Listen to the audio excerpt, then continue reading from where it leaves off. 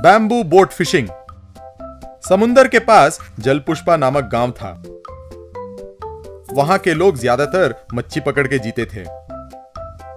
उस गांव में मछली राव नाम का धनवान था जो मच्छी एक्सपोर्ट का व्यापार करता था। वो मच्छी पकड़ने के नाव को भाड़े में देता था। पकड़े हुए मच्छियों का दाम कम करके उन्हें खरीदता था। थोड़े लोगों को यह पसंद नहीं था और वो नाव खरीदकर मच्छी पकड़ने जाते, लेकिन मछली राव अपने आदमियों के सहारे उन नाव को जला देता। इस वजह से मछुआरे उससे डरते थे।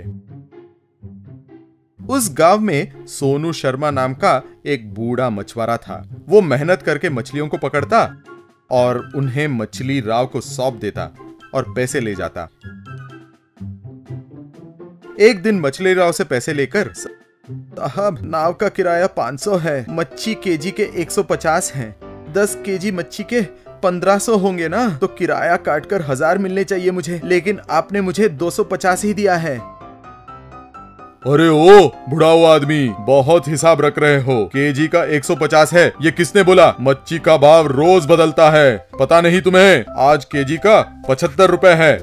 ये क्या अन्याय है? मुझे जितना पता है केजी का इतना कम भाव कभी नहीं हुआ है। मैं बहुत दिक्कत में हूँ, कृपया मुझे थोड़े और पैसे दिलवाइए। बस मछली राव थाप करके उसे मारता है। क्या रे, ज्यादा बोल रहा है, चुपचाप चले जाओ, नहीं तो ये पैसे भी नहीं मिलेंगे, खबरदार, कहकर उसे डराता है। सोनू शर्मा वो पैसे लेकर वहां से निकल जाता है।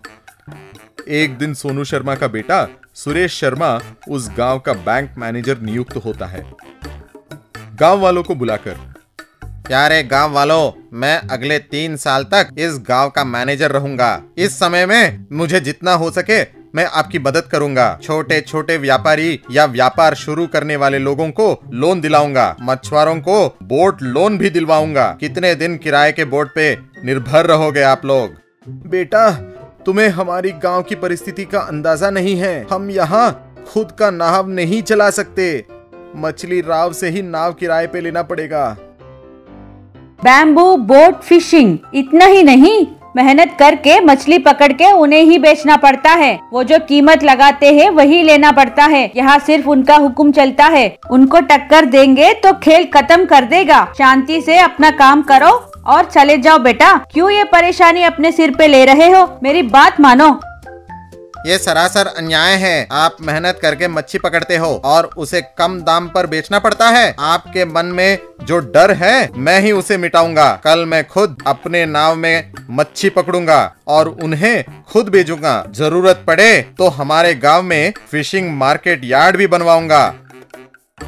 सुरेश ने जैसे बोला वैसे किया। अगले दिन छुट्टी लेकर बोट खरीदकर मच्छी पकड़ने गया। वो जब उन्हें लेकर स्कूटर पे जा रहा था, मछली राव और उसके आदमी उसे रोकते हैं।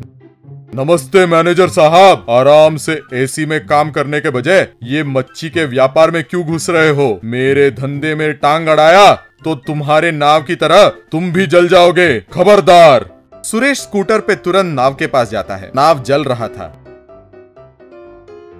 गांव वाले भी वहां पहुंचते हैं। देखा बेटा, उससे पंगा लोगे तो ऐसा ही होगा। लोन पे लिया गया बोट अगर जल जाए तो लोन कैसे भरेंगे? बहुत दिक्कत हो जाएगी। इसीलिए लोन नहीं चाहिए कहा हमने। कृपया मेरी बात मानो और अपने नौकरी पर ध्यान दो बेटा। हमारी अवस्था ऐसे ही रहेगी, यही हमारा नसीब है। तुम सब की अवस्था को बदलने का उपाय है मेरे पास। सभी मेरी बात सुनो, कहकर सभी को अपना प्लान बताता है। अगले दिन सारे मछुआरे बैम्बू बोट बनाने लगते हैं। उन्हें पानी में घुमाते हुए मच्छी पकड़ते हैं और उन्हें नए मच्छी बाजार में बेचते हैं।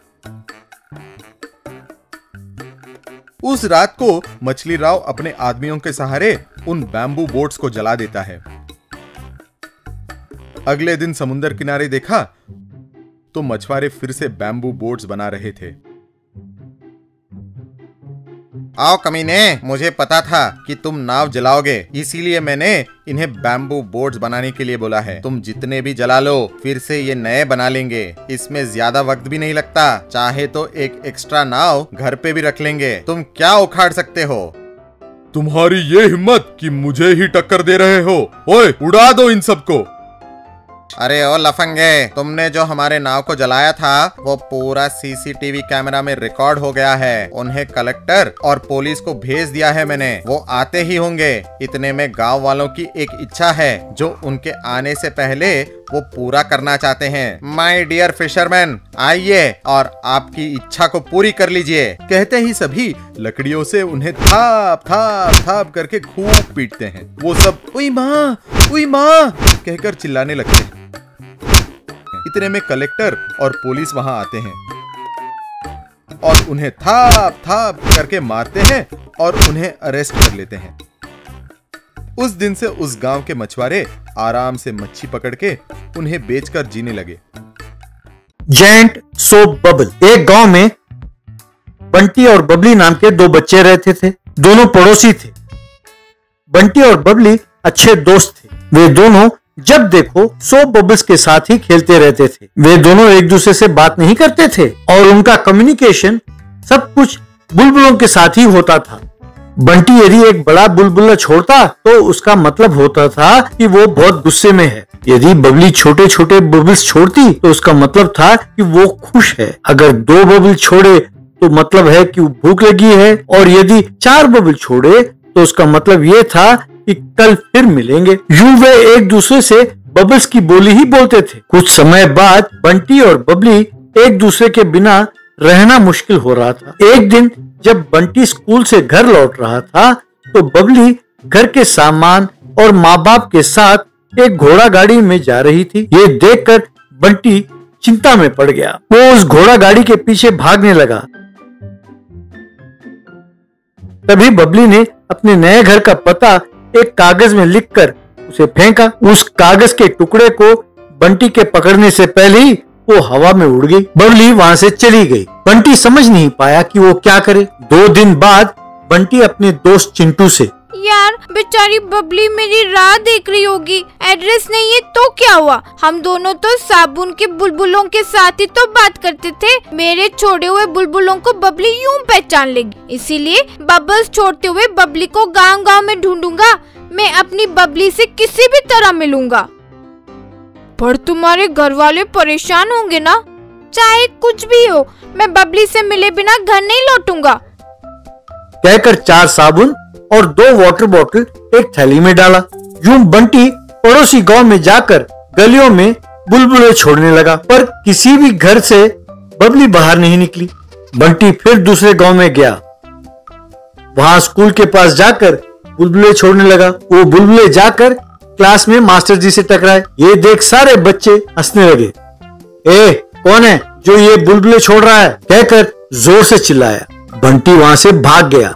यूं बंटी गांव गांव जाकर बुलबुले छोड़ते हुए बड़ा हुआ।